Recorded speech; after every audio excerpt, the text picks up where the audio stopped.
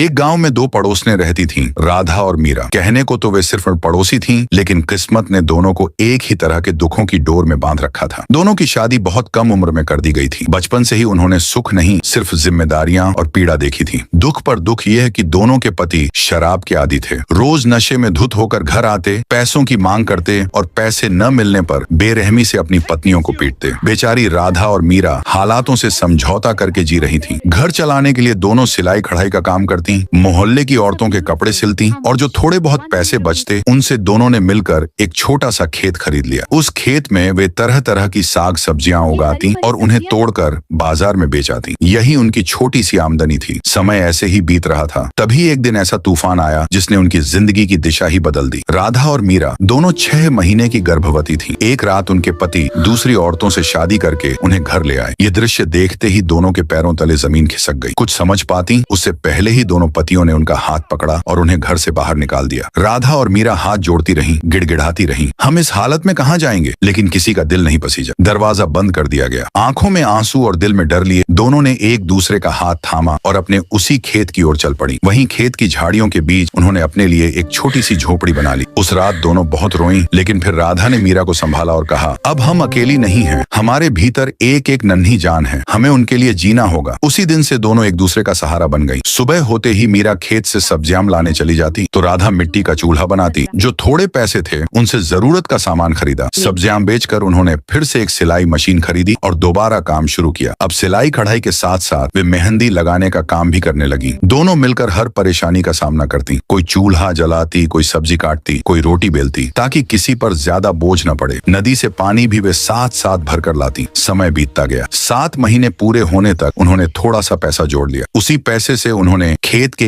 एक हिस्से में 2 कमरों और आंगन वाला पक्का घर बनवाया। बाकी जमीन पर सब्जियों की खेती चलती रही। 9वां महीना चल रहा था। एक रात दोनों को तेज दर्द उठा। अगली सुबह राधा और मीरा ने 2 प्यारी सी बेटियों को जन्म दिया। गांव वालों ने बातें बनाई, अरे पहले ही जिंदगी में इतना दुख, ऊपर से बेटियां भी हो गईं, कैसे संभालेंगी। लेकिन राधा और मीरा को इन बातों से कोई फर्क नहीं पड़ा। वे जानती थी बेटा बेटी में फर्क नहीं होता। अगर सही शिक्षा मिले तो बेटियां भी किसी से कम नहीं। उसी दिन दोनों ने संकल्प लिया, अपनी बेटियों को वे खूब पढ़ाएंगी। राधा की बेटी का नाम रखा गया संध्या और मीरा की बेटी का नाम सुरभि। दोनों बेटियां पढ़ाई में बहुत होशियार थीं। समय बीता और आखिरकार वह दिन भी आया जब दोनों बेटियों ने अपनी माताओं का सपना पूरा कर दिया। संध्या डॉक्टर बनी और सुरभि इंजीनियर। राधा और मीरा ने अपनी बेटियों को कसकर गले लगा लिया और आंसुओं के साथ कहा, बेटी आज तुमने हमारे सपनों को जी लिया। तुम सफल हो तो हम भी सफल हो गईं। बेटियां भी अपनी माओ को गले लगाकर बोली, अब आपके दुखों के दिन खत्म हो गए हैं। वे दोनों अपनी माओ को एक सुंदर बंगले में ले गईं, जहां हर सुविधा थी। राधा और मीरा अपनी